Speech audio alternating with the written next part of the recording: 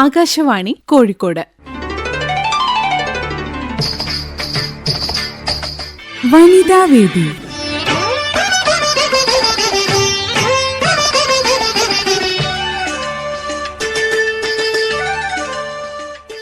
വനിതാവേദിയിലേക്ക് സ്വാഗതം.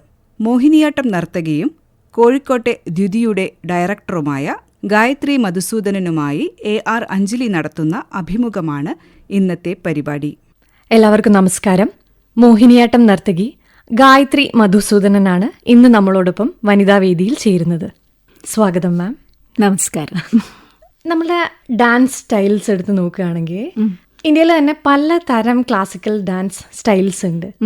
മാം എങ്ങനെയാണ് മോഹിനിയാട്ടം എന്നുള്ള ഈ ഒരു നൃത്തരൂപത്തിലേക്ക് എത്തിപ്പെട്ടത്? ആ ഒരു ജേണി എങ്ങനെയായിരുന്നു എന്നൊന്ന് പറയാമോ? ഈ ശൈലീഭേദങ്ങളൊന്നും അറിയാത്ത അല്ലെങ്കിൽ മനസ്സിലാവാത്തൊരു കാലത്താണ് ഞാൻ നൃത്തം പഠിച്ചു തുടങ്ങിയത്. അന്ന് നൃത്തം എന്ന് മാത്രം, ഡാൻസ് എന്ന് മാത്രമേ അറിയുള്ളൂ. അന്ന് 4-4.5 വയസ്സേ ഉള്ളൂ. അപ്പോൾ അതിൽ ശൈലീഭേദങ്ങളെ കുറിച്ചൊന്നും വലിയ ധാരണയില്ല. പിന്നെ അങ്ങനെ പഠിച്ചു തുടങ്ങിയപ്പോഴാണ് ഞാൻ ഈ പഠിക്കുന്നത് ഭരതനാട്യമാണ് എന്നൊക്കെ അറിയണത്. അങ്ങനെ പഠിച്ചു.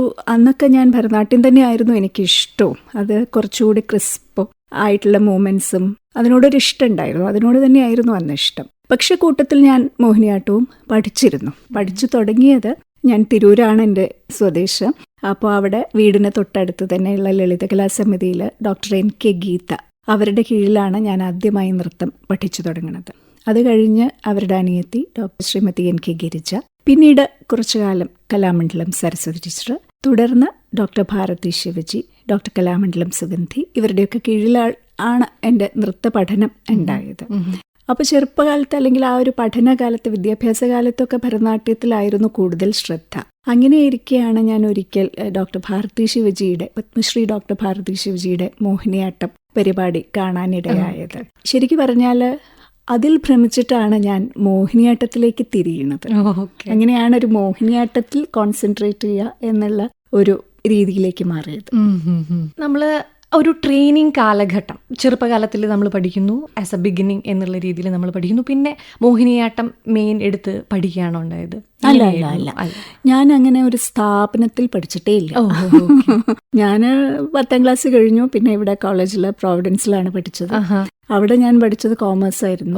കോമേഴ്സ് പഠിച്ചു. പിന്നെ പബ്ലിക് റിലേഷൻസ് ആൻഡ് അഡ്വർടൈസിംഗിൽ ഒരു PG ഡിപ്ലോമ. അത് കഴിഞ്ഞ് ലൈബ്രറി സയൻസ് പഠിച്ചു. അത് കഴിഞ്ഞ് കുറേ കാലം ഞാൻ ലൈബ്രറിയനായിട്ട് ഇവിടെ ചേവായൂർ ഭാരതീയ വിദ്യാഭവനിൽ ജോലി ചെയ്തു.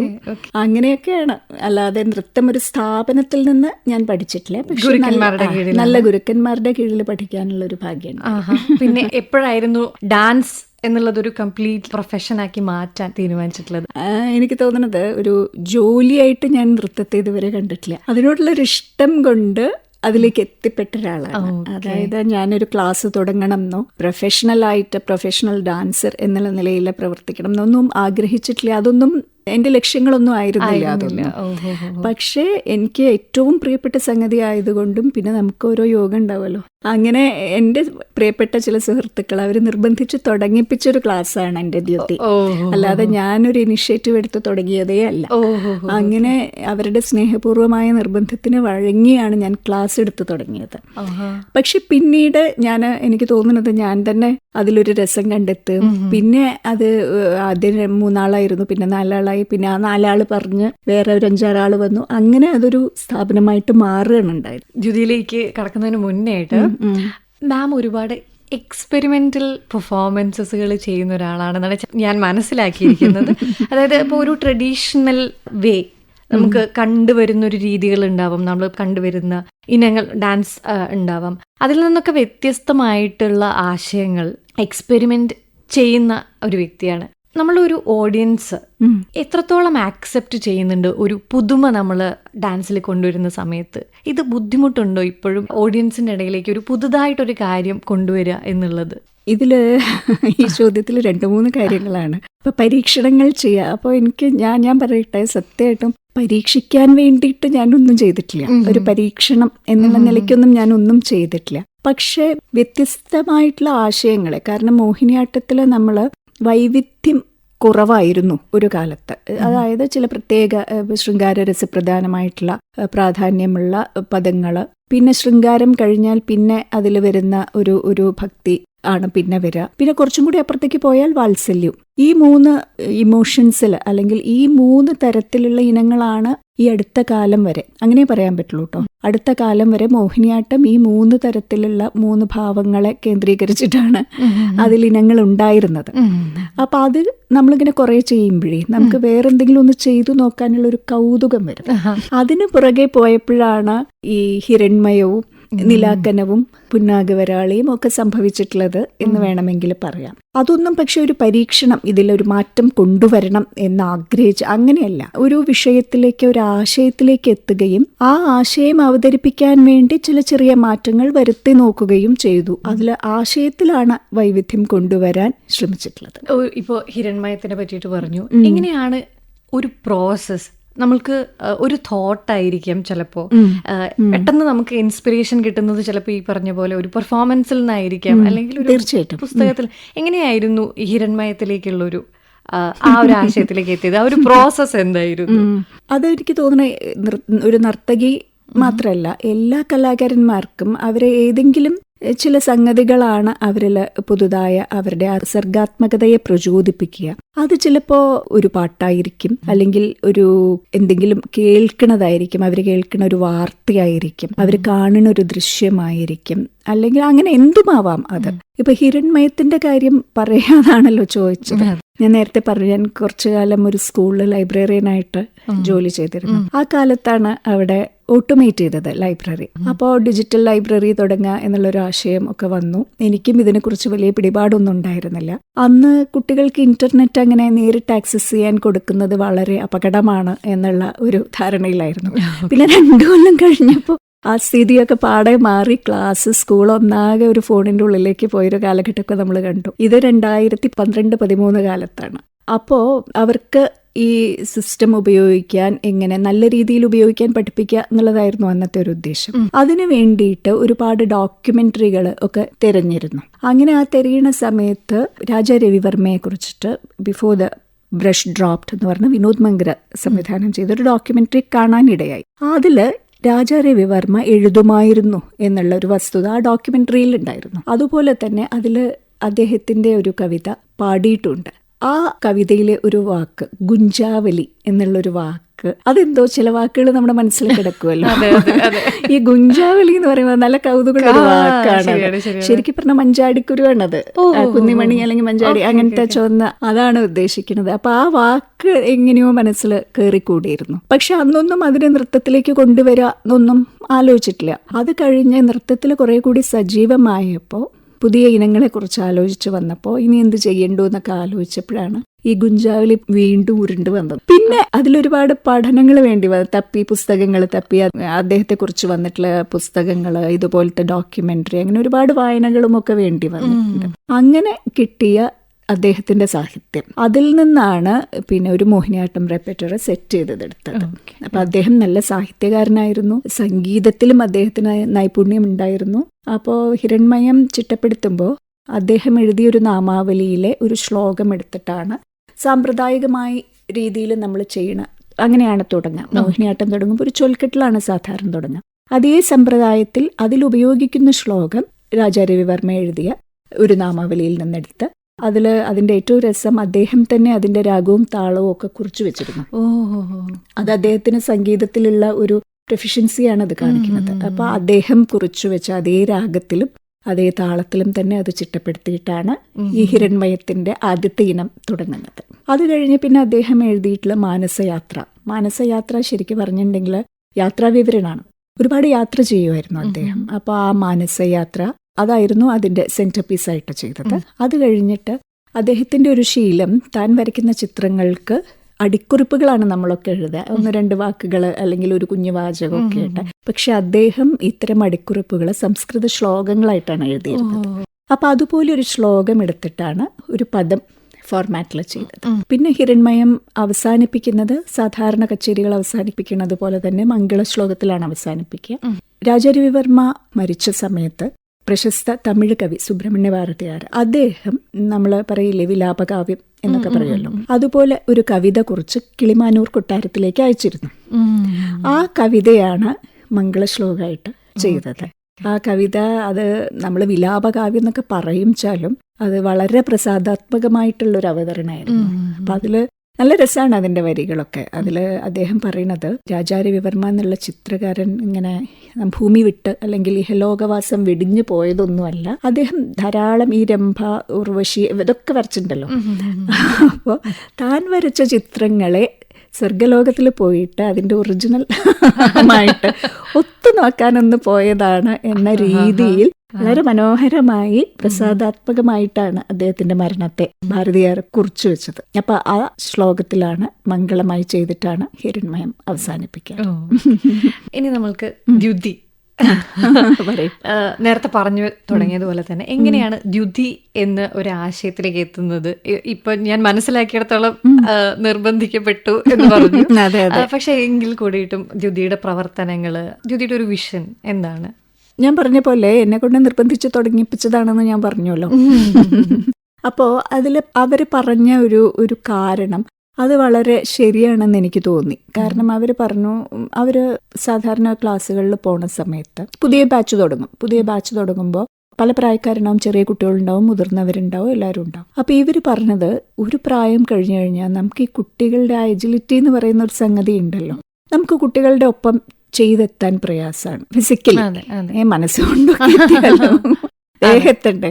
അപ്പോൾ അതിനൊരു പ്രയാസം. അപ്പോൾ ആ സമയത്ത് നമുക്കിങ്ങനെ ഒരു എംബാരസ്മെന്റ് വരും, നമുക്കൊരു ജാള്യത വരും. ഇവരുടെ മുന്നിൽ നമ്മളിങ്ങനെ ചെയ്യാൻ പറ്റാതെ ഇരിക്കാനും എണീക്കാനും ഒക്കെ പ്രയാസം, നമുക്ക് തന്നെ അതൊരു ജാള്യത തോന്നും പലപ്പോഴും. അപ്പോൾ അവർ പറഞ്ഞു, ഗായത്രി ഒരു ക്ലാസ് തുടങ്ങുന്ന ഞങ്ങൾക്ക് സമാധാനമായിട്ട് വരാമല്ലോ. അങ്ങനെ ഞാൻ അവർക്ക് വേണ്ടി മാത്രം തുടങ്ങിയ ഒരു ക്ലാസ്സാണ്. അപ്പോൾ പിന്നെ എനിക്ക് തോന്നി ഇത് ആവശ്യമാണ് എന്ന് എനിക്ക് തോന്നി. ഇത് നല്ല നമ്മൾ എനിക്ക് ചെയ്യാൻ കഴിയുന്ന, അങ്ങനെയാണ് എനിക്ക് ചെയ്യാൻ കഴിയുന്ന ഒരു കാര്യമാണിത് എന്നുള്ള ഒരു വിശ്വാസം, ഒരു ആത്മവിശ്വാസം തന്നെ. അങ്ങനെ അതിൽ തന്നെ ഉറച്ചു നിന്നു. പിന്നെ മറ്റൊരു വശം അതിനുള്ളത് എന്താണെന്ന് വെച്ചാൽ, കുറെ കാലത്തിന് മുൻപ് എന്നോട് പലരും ചോദിച്ചിട്ടുണ്ട് കുട്ടികൾക്ക് ക്ലാസ് എടുക്കുമെന്നൊക്കെ ചോദിച്ചപ്പോൾ ഞാൻ വളരെ മെല്ലെ ഒഴിഞ്ഞു മാറി. കാരണം ശരിക്കും നമ്മളുടെ കേരളത്തിൽ കുട്ടികളുടെ നൃത്ത പഠനത്തിന്റെ ഒരു അവിഭാജ്യ ഘടകമായി മാറിയിട്ടുണ്ട് യുവജനോത്സവങ്ങളും മത്സരങ്ങളും. അത് മോശമാണെന്ന് ഞാൻ ഒരിക്കലും പറയില്ല. ഞാനും ഒരുപാട് മത്സരങ്ങളിൽ പങ്കെടുത്തിട്ടുണ്ട്, സമ്മാനം കിട്ടിയിട്ടുണ്ട്, കിട്ടാതിരുന്നിട്ടുണ്ട്. പക്ഷേ ഇന്ന് ആ പ്രവണതയൊക്കെ മാറി അത് വല്ലാത്തൊരു തരം മത്സരത്തിലേക്ക് ആണത് പോണത്. അപ്പൊ അത്തരം രീതികളോട് വലിയ താല്പര്യമില്ലാത്തത് കൊണ്ട് അതിൽ നിന്ന് മാറി നിന്നു. ജഡ്ജ് ചെയ്യാനും ഒന്നും ഞാൻ പോവാറില്ല. ഇപ്പൊ എനിക്ക് കുട്ടികളെ പഠിപ്പിച്ചിട്ട് പിന്നെ അവരൊരു വേദിയിലേക്ക് പോകുമ്പോൾ അയ്യോ അത് പറ്റില്ല, ഞാൻ വരില്ല കേട്ടോ എന്നൊക്കെ പറയണതിലും നല്ലത് നമ്മൾ അതിന് നിൽക്കാത്തതാണ്. അതൊരു കാരണം. മറ്റൊന്ന്, ഈ കുട്ടികളെയും മുതിർന്നവരെയും രണ്ട് രീതിയിൽ പഠിപ്പിക്കണം എന്നെനിക്ക് തോന്നിയിട്ടുണ്ട്. ഒരേ പേസിലല്ല, അവര് രണ്ട് രീതിയിലാണ് അവരെ നമ്മൾ പഠിപ്പിക്കേണ്ടത്. അത് കുറച്ചു കാലം സ്കൂളിലും വർക്ക് ചെയ്തത് കൊണ്ടായിരിക്കും ഒരു പക്ഷെ അത് മനസ്സിലായത്. അപ്പോൾ ഇത് രണ്ടും കൂടി കൂട്ടിക്കുഴയ്ക്കാത്തത് നല്ലത് തോന്നി. അപ്പൊ അങ്ങനെ സ്ത്രീകൾക്ക് മാത്രമായിട്ടുള്ള, പിന്നെ ഞാനും അതിലൊരു രസം കണ്ടെത്തി, അങ്ങനെ സ്ത്രീകൾക്ക് മാത്രമായിട്ടുള്ള ഒരു ക്ലാസ്സായി മാറി. അതുപോലെ തന്നെ പിന്നെ അവിടെ വരുന്നത് കുറച്ച് നമ്മുടെ ദിവ്യാംഗൻ എന്ന് നമ്മൾ വിളിക്കുന്ന ഭിന്നശേഷിക്കാരായ കുറച്ച് കുട്ടികൾ വരുന്നുണ്ട്. അവർക്ക് ഈ നൃത്തപഠനം ഒരാവശ്യമാണ്. അത് അവർക്കറിയില്ല, അത് ബാക്കിയുള്ളവരാണ് ഇത് തിരിച്ചറിയേണ്ടത്. അവർക്കിതൊരാവശ്യമാണ്. അത് ഈ നൃത്ത പഠനം അവർക്ക് ഒരുപാട് ഗുണം ചെയ്യും എന്ന് തോന്നിയത് കൊണ്ടും ഈ ഊരാളുങ്കൽ സൊസൈറ്റിയുടെ അവരുടെ ഒരു പ്രോജക്റ്റിന്റെ ഭാഗമായിട്ട്, UL കെയർ പ്രോജക്റ്റിന്റെ ഭാഗമായിട്ട് അവര് കുട്ടികളെ ദ്യുതിയിലേക്ക് വിടാറുണ്ട്. അവർക്ക് ഞാൻ 2018 തൊട്ടിട്ടാണ് ക്ലാസ് എടുക്കാറുണ്ട്. വളരെ ശരിയാണ് പറഞ്ഞത്. നമ്മൾക്ക് പലർക്കും അറിയണ്ടാവില്ല, പക്ഷെ മ്യൂസിക് തെറപ്പി പോലെ ഡാൻസ് തെറപ്പി തെറാപ്പിയായിട്ട് നമുക്ക് ഉപയോഗിക്കാം. കാരണം നൃത്തം ഒരുപാട് ഗുണങ്ങൾ നമുക്ക് തരും. വ്യക്തിപരമായിട്ട് നോക്കുകയാണെങ്കിൽ ഒരു ആർട്ടാണ്, കലയാണ്. ബേസിക്കലി അതൊരു ആർട്ടും കലയും ഒക്കെ തന്നെയാണ്. അത് റിലാക്സ് ചെയ്യാനുള്ളത് തന്നെയാണ് അത്. പക്ഷേ അതേസമയം ഇതിന്റെ കൂടെ നമുക്ക് ഇപ്പോഴത്തെ ഒരു ഭാഷയിൽ ആഡ് ഓൺ എന്ന് പറയില്ലേ നമ്മൾ, അങ്ങനത്തെ കുറെ ഗുണങ്ങൾ ഇത് പഠിപ്പിക്കുകയും അവതരിപ്പിക്കുകയും ഒക്കെ ചെയ്യുമ്പോൾ കിട്ടുന്നുണ്ട്. അതിലേക്ക് നമ്മൾ അധികം ശ്രദ്ധിച്ചിട്ടില്ല. ഒരുപാട് വർഷങ്ങളായിട്ട് ഇപ്പോൾ ഈ ഒരു മോഹിനിയാട്ടം ഡാൻസ് സ്റ്റൈൽ ചെയ്തുകൊണ്ടിരിക്കുകയാണ്. ഏറ്റവും മറക്കാനാവാത്ത ഒരു എക്സ്പീരിയൻസ് ആസ് എ ഡാൻസർ എന്നുള്ള രീതിയിൽ ചോദിച്ചു കഴിഞ്ഞാൽ അങ്ങനെ എന്തെങ്കിലും എക്സ്പീരിയൻസ് ഉണ്ടായിട്ടുണ്ടോ? മനസ്സിൽ നന്നായിട്ട് തങ്ങി നിൽക്കുന്ന രീതിയിൽ, ടീച്ചിങ് ആവാം, പെർഫോമൻസ് ആവാം, ഏതെങ്കിലും തരത്തിൽ അങ്ങനെ ഒരു എക്സ്പീരിയൻസ് ഉണ്ടോ? പലതരം അനുഭവങ്ങളാണ് നമുക്ക്, പല വേദികളിൽ നിന്ന് പലതരം അനുഭവങ്ങൾ ആണ് കിട്ടുക. അതിലൊന്ന് പല വേദികളിൽ ഒരു നർത്തകി എന്നുള്ള നിലയിൽ പല വേദികളിൽ നിന്നും പലതരത്തിലുള്ള അനുഭവങ്ങൾ നമുക്ക് കിട്ടും. അതിൽ ഞാൻ 1-2 എനിക്ക് എൻ്റെ മനസ്സിലെപ്പോഴും ഓർമ്മ വരുന്നത്, ഞാൻ പഠിച്ച സ്കൂളിൽ തിരൂര് സ്കൂളിൻ്റെ 100ാം വാർഷികത്തിന് ഞാൻ നൃത്തം ചെയ്തിരുന്നു. അത് ഓമനത്തിങ്കൾ കിടാവുമാണ് ചെയ്തത്. അത് കഴിഞ്ഞൊരു ദിവസം എനിക്ക് ആ സ്കൂളിൽ നിന്ന് എൻ്റെ സുഹൃത്തും കൂടിയായ പ്രജിത ടീച്ചറുടെ കോള് വന്നിട്ട് പ്രജിത എന്നോട് പറഞ്ഞു, പ്രജിത എൻ്റെ താഴെ ക്ലാസ്സിൽ പഠിച്ച കുട്ടിയാണ് ഞാൻ പഠിക്കുന്ന കാലത്ത്. അപ്പോൾ പ്രജിത എന്നോട് പറഞ്ഞു, ചേച്ചി ഞാൻ കുട്ടികൾക്കൊന്ന് ഫോൺ കൊടുക്കുന്നുണ്ടേ എന്ന് പറഞ്ഞു. അപ്പോൾ അത് എന്തായിരുന്നു സംഭവം വെച്ചാൽ, പ്രജിത മലയാളം ടീച്ചറാണ്. അവരുടെ ക്ലാസ് എടുക്കുന്ന സമയത്ത് തന്മയത്വം എന്നുള്ള വാക്ക് പഠിപ്പിച്ചതാണ്. തന്മയത്വം എന്നുള്ള വാക്ക് പഠിപ്പിക്കുമ്പോൾ അതിൻ്റെ അർത്ഥത്തിൽ അതേപോലെ അല്ലെങ്കിൽ അത്രയും ആ വാക്കിൻ്റെ അർത്ഥം അറിയാമല്ലോ. അപ്പോൾ അത് പറഞ്ഞു കൊടുക്കുന്ന സമയത്ത് ആ ക്ലാസ്സിലിരുന്ന കുട്ടികളിൽ ചിലർ വിളിച്ചു പറഞ്ഞു, അന്ന് ആ ചേച്ചി ഓമനത്തിങ്കൾ ചെയ്തില്ലേ, അതാണ്. അപ്പൊ പ്രജിത ക്ലാസ്സിൽ നിന്ന് ഫോൺ വിളിച്ച് കുട്ടികൾക്ക് കൊടുക്കുക. കുട്ടികൾ എന്നോട്, ചേച്ചി അന്നത്തെ ഡാൻസ് സൂപ്പർ എന്ന് അവരുടെ ഭാഷയിൽ ഒരു പറ്റം കുട്ടികൾ ആർത്തി വിളിച്ച് ഫോണിൽ കൂടെ പറയുമ്പോൾ അതൊരു രസമുള്ളൊരു അനുഭവം. അങ്ങനെ ഒരു അനുഭവം പറയാം. പിന്നെ എനിക്ക് വളരെ പ്രിയപ്പെട്ട ഒരു അനുഭവം എന്ന് പറയുന്നത്, എൻ്റെ റീസെന്റ് ആയിട്ടുള്ളൊരു പ്രൊഡക്ഷൻ ഉണ്ട്. അത് നിലാക്കനവ് എന്ന് പറഞ്ഞിട്ട് ചന്ദ്രയാൻ 3ന്റെ വിജയവുമായിട്ട് അതിൻ്റെ ഒരു ആഘോഷം എന്നുള്ള നിലയ്ക്ക് അവതരിപ്പിച്ച പ്രൊഡക്ഷനാണ് നിലാക്കനവ്. ആ നിലാക്കനവ് ഡൽഹിയിൽ ഇന്ത്യയുടെ ആദ്യത്തെ ബഹിരാകാശ ദിനാഘോഷത്തിന്റെ ഭാഗമായിട്ട് ചെയ്യാനുള്ള ഒരു അവസരം ഉണ്ടായി, ഒരു ഭാഗ്യം ഉണ്ടായി. അപ്പൊ ആ വേദിയിൽ ഞാൻ പറഞ്ഞല്ലോ, ഡോക്ടർ ഭാരതി ശിവജി അവരുടെ മോഹിനിയാട്ടം കണ്ട് ഭ്രമിച്ചിട്ടാണ് ഞാൻ മോഹിനിയാട്ടത്തിലേക്ക് തിരിഞ്ഞു വന്നത്. അപ്പോൾ അവരന്ന് സദസ്സിലുണ്ടായിരുന്നു. അപ്പോൾ സദസ്സിൽ ഈ ഒരു അവതരണം കഴിഞ്ഞിറങ്ങി വന്നപ്പോൾ അവരെന്നെ ചേർത്ത് പിടിച്ചിട്ട് അവർ പറഞ്ഞു, I M so happy for you, your movements went with the music so well എന്ന് പറഞ്ഞപ്പോൾ എനിക്ക് അതിലും വലിയൊരു സന്തോഷമല്ല. അതാണ് ഇങ്ങനെ ചില അനുഭവങ്ങൾ, ഇങ്ങനെ ചെറിയ അനുഭവങ്ങൾ ഇങ്ങനെ പല ഭാഗത്തുനിന്ന് വരും. അതാണ് നമ്മളുടെ കലാകാരിയെ മുന്നോട്ട് കൊണ്ടുപോവുക. എങ്ങനെയായിരുന്നു നിലാക്കനവ് എന്നുള്ള ആശയം വരുന്നത്? നിലാക്കനവ് എന്നുള്ള ആശയം വരുന്നത് ഈ നേരത്തെ പറഞ്ഞതുപോലെ ഒരു ചോദ്യത്തിൽ നിന്ന് വന്നതാണ്. ചന്ദ്രയാൻ 3ന്റെ വിജയം നമ്മളൊക്കെ ഭാരതീയരൊക്കെ ആഘോഷിച്ചൊരു വിജയമാണ്. അപ്പം ആ ഒരു സമയത്ത് ആ ഒരു കാലഘട്ടത്തിൽ ഇതിങ്ങനെ പോണ ഒരു കാലമൊക്കെ ഉണ്ടല്ലോ.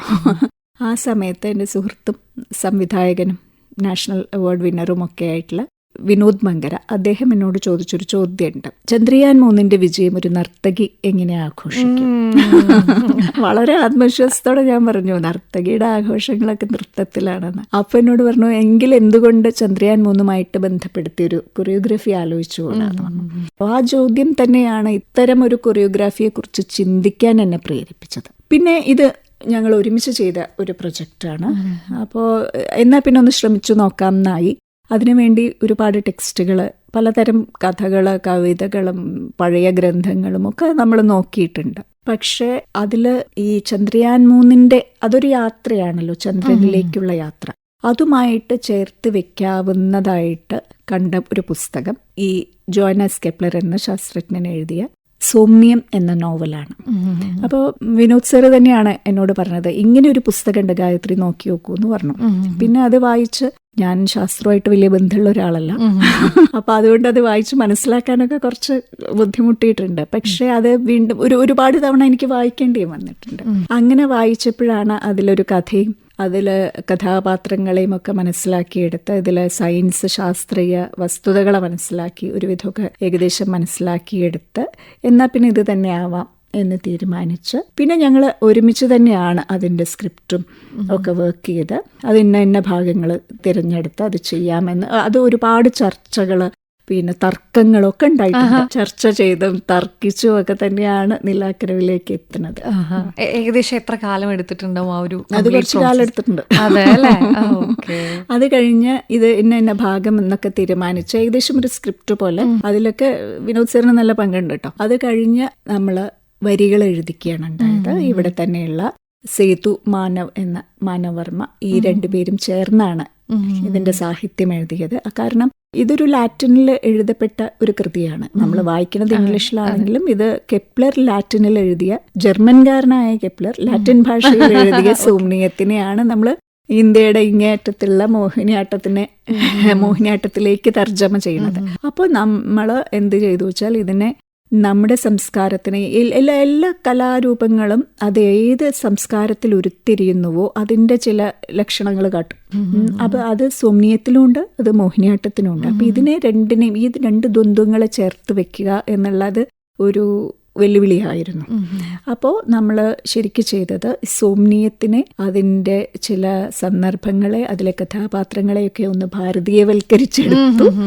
എന്നിട്ട് മോഹിനിയാട്ടത്തിൻ്റെ ഒരു ശൈലിയുണ്ട്, ഭാഷയുടെ ഒരു ശൈലിയുണ്ട്, ആ രീതിയിലേക്ക് അത് എഴുതിയത് ഞാൻ നേരത്തെ പറഞ്ഞല്ലോ, സേതു മാനവുമാണ് അത് എഴുതിയത്. ഒരു മണിപ്രവാള രീതിയിൽ അവരത് എഴുതി തന്ന ആ സാഹിത്യത്തിന് പണ്ഡിറ്റ് രമേശ് നാരായണനാണ് അതിൻ്റെ സംഗീതം ചെയ്തത്. സംഗീതത്തിലും നമ്മൾ ഇതുപോലെ തന്നെ ഈ രണ്ട് ചിഹ്നങ്ങൾ അതിൽ വരണം എന്നുള്ള നിർബന്ധം ഉണ്ടായിരുന്നു. അതായത് മോഹിനിയാട്ടത്തിന് സാമ്പ്രദായിക രീതിയിൽ നമ്മൾ സോപാന ശൈലിയാണ് ഉപയോഗിക്കുക. അപ്പോൾ സോപാന സംഗീത ശൈലിയും പിന്നെ കെപ്ലർ വരുന്നത് ബിഥോവന്റെ നാട്ടിൽ നിന്നാണ്. അപ്പോൾ ആ ഒരു സിംഫണിയാണ് അവരുടെ ഒരു മ്യൂസിക്കൽ സ്റ്റൈൽ. അപ്പോൾ ഈ രണ്ട് ചിഹ്നങ്ങളും വരുന്ന രീതിയിൽ സേതുവും മാനവും എഴുതിയ സാഹിത്യത്തെ പണ്ഡിറ്റ് രമേശ് നാരായണൻ വളരെ മികച്ച രീതിയിൽ അതിനെ രണ്ടിനെയും ചേർത്ത ഒരു സംഗീത ശില്പം തന്നെ അദ്ദേഹം ഉണ്ടാക്കിയിട്ടുണ്ട്. എന്നിട്ട് ആ ഒരു സംഗീതം ചെയ്യുന്ന സമയത്തും നർത്തകി ഇവിടെ എന്ത് ചെയ്യും എന്നുള്ള ചോദ്യം ഉണ്ടായിരുന്നു ഇടയ്ക്കിടെ. നമ്മളുടെ ഐഡിയാസ് കൂടി കൺസിഡർ ചെയ്തിട്ട് തന്നെയാണ് അതിൻ്റെ സംഗീതമൊക്കെ ചെയ്തത്. ഒരു കൂട്ടായ്മയായിരുന്നു അത്, ഈ പലതരം കലാകാരന്മാരുടെ ഒരു കൂട്ടായ്മ. എല്ലാവരും വാങ്ങിയും കൊടുത്തും ഒക്കെ തന്നെയാണ്. അപ്പം അങ്ങോട്ടും ഇങ്ങോട്ടും ഒക്കെ ചർച്ച ചെയ്ത് തന്നെയാണ് ഇതിൻ്റെ സംഗീതവും സാഹിത്യവും ഒക്കെ ചെയ്തത്. അങ്ങനെ അത് ഇന്ന ഭാഗത്ത് ഇന്ന പോലെ എന്നൊക്കെ തീരുമാനിച്ച് സംഗീതം ചെയ്ത് പിന്നെ കൊറിയോഗ്രാഫി ചെയ്യുകയാണ് ചെയ്തത്. ഓക്കെ. നീലാകനവ് വീണ്ടും പിന്നീട് പെർഫോമൻസുകൾ ഉണ്ടായിട്ടുണ്ടോ, അല്ലെങ്കിൽ ഇനി വരുന്ന പെർഫോമൻസ്? ഒരുപാട് സ്ഥലങ്ങളിൽ ഒരുപാട് വേദികളിൽ ചെയ്യാൻ സാധിച്ചിട്ടുണ്ട്. ഞാൻ പറഞ്ഞു അതിൽ ISROയ്ക്കുള്ള ഒരു ആദരമായിട്ടാണ് നീലാകനവ് നമ്മൾ പരുവപ്പെടുത്തിയെടുത്തത്. അത് ISROയുടെ ഒരു പരിപാടിയിൽ ഇന്ത്യയുടെ ആദ്യത്തെ ബഹിരാകാശ ദിനാഘോഷങ്ങളുടെ ഭാഗമായിട്ട് അവതരിപ്പിക്കുക എന്നുള്ളത് വലിയൊരു ഭാഗ്യമാണ്. ഇതിന്റെ പുറകിൽ പ്രവർത്തിച്ച എല്ലാ കലാകാരന്മാരും, എന്റെ മാത്രം ഭാഗ്യമല്ല കേട്ടോ, അത് എല്ലാവർക്കും കൂടി കിട്ടിയൊരു ഭാഗ്യമാണത്. അതൊരു വളരെ ഒരു സന്തോഷമാണ്. അതുമാത്രമല്ല ഒരുപാട് മറ്റു വേദികളിൽ ചെയ്യാൻ അത് സാധിച്ചിട്ടുണ്ട്. നീലാകനവിനെ കുറിച്ച് പഠനങ്ങൾ വരണോ എന്നുള്ളത് മറ്റൊരു സന്തോഷമാണ്. കാരണം ആദ്യമായിട്ടാണ് അത്രേ ഒരു ശാസ്ത്ര നോവൽ ഒരു നൃത്തരൂപത്തിലേക്ക് വരുന്നത്, മോഹിനിയാട്ടത്തിലേക്ക് വരുന്നത്.